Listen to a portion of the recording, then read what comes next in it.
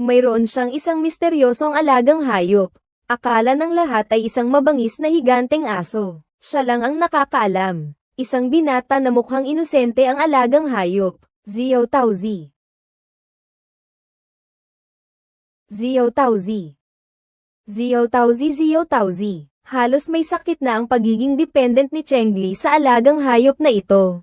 Ito na ang ika-6 na oras na magkahiwalay sila. Magkikita ulit. Hindi napigilan ni Chengli ang pag-iyak. Ilang oras lang ang nakalipas. Lumabas si Chengli para sa team building ng kumpanya. Kaya iniwan niya mag-isa si Xiao Tao sa bahay. Sa gitna ng kasiyahan at ingay sa salo-salo, wala siyang pakialam. Ang nasa isip niya ay, kayang kumain ng maayos si Xiao Tao mag-isa. Bakit nga ba ako nandito? Dali-dali niyang inayos ang mga gamit. Napagpasyahan pa rin ni Chengli na umuwi ng maaga para samahan si Xiao Tao. Pero pagdating niya sa sala, napansin niya ang isang likuran, Momo. May team building pala ang dance club ni Xiao Tao. Kaya pala nandito rin siya para maligo sa hot spring. Gusto mo na bang umuwi? Ako, oo nga, sige, uuwi na rin ako. Anong sinasabi mo? Ang hirap kayang makasali. Hindi. Huwag mo akong intindihin. Sabi ko nga, umuwi na tayo.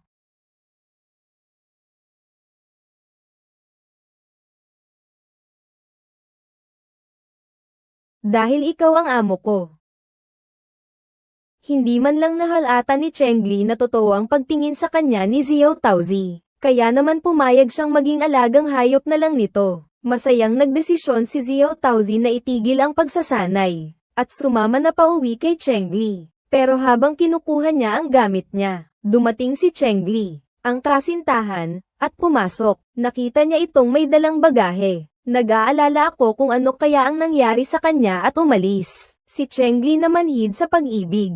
Dahil sa ganda ng unang pag-ibig, mayroon siyang pananaw na parang may filter ng kabataan sa mga lalaki. Lagi niyang iniisip na gusto pa rin niya ang lalaki. Kaya naman nang gumawa si Ren Ashi ng isang labis na kilos. Nagulat siya pero hindi siya umiwas. Ngunit ng mga oras na iyon, si Xiao Tao, na kumuha lang ng gamit sa kwarto, ay pabalik na. Ang pangyayaring ito ay nagpabigat sa kanyang mga mata. At nang makita niyang malungkot na umalis si Xiao Tao, nag-aalalang hinabol din siya ni Chengli. Sakto namang dumating ang babaeng may lihim na pagtingin kay Xiao Tao. At pinagtanong ang binata kung bakit may dalang gamit ng hating gabi. Ito ay, nahirapan pa naman akong pumayag na sumama ka sa seminar. Babalik ako. Wu Ji. Akala ni Xiao Tao, mapapantayan niya ito. Ngunit nakita niya si Chengli na papalapit, na puno ng selos. Kaya niya niyakap ang babae sa harap niya. Halos tumakbo palayo si Chengli. Hindi niya maintindihan kung bakit siya sobrang nasasaktan. Alaga lang naman niya ito. Nakikita ko si Xiao Tao na lumalapit sa iba, pero may kumurot na sakit sa dibdib ko. At ngayong gabi, lahat ay tila sumasalungat sa kanya. Pati ang vending machine ng inumin sa harap ko, sira pa. Malaya siyang gawin ang gusto niya. Kahit na malaya nga siya. Ganun kadali. Ikaw nga pala. Nagkunwaring kalmado si Xiao Taozi. Sabi niya'y aalis siya ng 2 o 3 araw. Ngunit sa kalooban ay umaasa siyang pipigilan siya ni Chengli. Ngunit hindi niya inaasahan na si Chengli ay hindi pala handang makipagkompromiso. Ang ginawa niya ay lalong nag-udyok kay Chengli na magsabi ng matapang na salita. Ganun ba?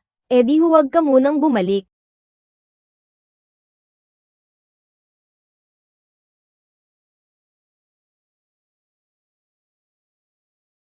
Naiintindihan ko, amo. Ibig sabihin, pwede mo nang hayaang ma-spoil ang sarili mo. Anong ibig mong sabihin?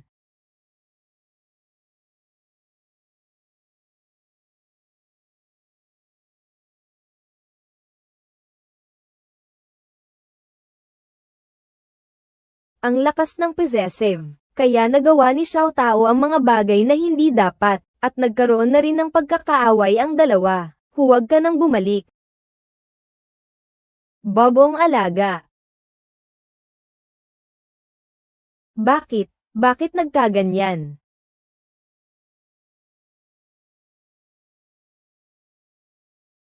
Para itong isang bangungot na mahirap magising. Malungkot pa rin si Chengli kinabukasan. Ang Xiao Tao noon. Parang naging isang taong hindi niya kilala. Pag-uwi niya ay nagluto siya ng paboritong egg fried rice ng binata. Pero lumamig na ang ulam. At hindi niya narinig ang uwi na ako. Nasa kalye pa rin si Xiao Tao at naglalakad-lakad. Dati, basta na lang siya nakikikain sa bahay ng mga ate niya ng ilang araw. Pero simula nang makilala niya si Chengli, wala na siyang ibang kayang mahalin pa. May napansin ako. Pero hindi ko iyon sasabihin.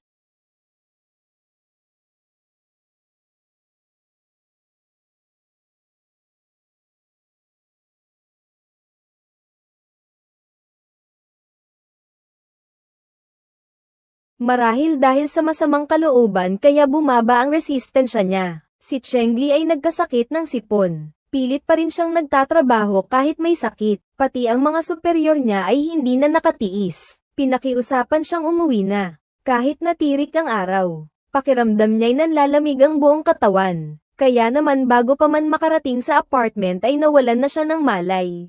Sa gitna ng pagkalito, isang pamilyar na amoy ang lumapit. Si Xiao Tao pala ay tahimik na sama-sama sa kanya. Nang mga sandaling iyon, biglang naputol ang matagal ko ng pagkabalisa. Nang muling magkamalay, nasa likod na ako ng binata. Sa wakas, nakabalik na siya. Umuwi ka na. Wala na akong mapupuntahan. Kundi sa piling mo. Hindi na ako babalik sa ibang lugar. Ngayong pagkakataon, nagtapat na ng buong tapang si Xiao Taozi. Pero hindi pa rin ito naunawaan ni Chengli. Kahit pa nag-away silang dalawa kanina, alam ni Xiao Taozi na hindi na niya kayang mabuhay na wala si Chengli. Kahit na maging alagang hayop pa lang siya, gusto pa rin niyang makasama ito.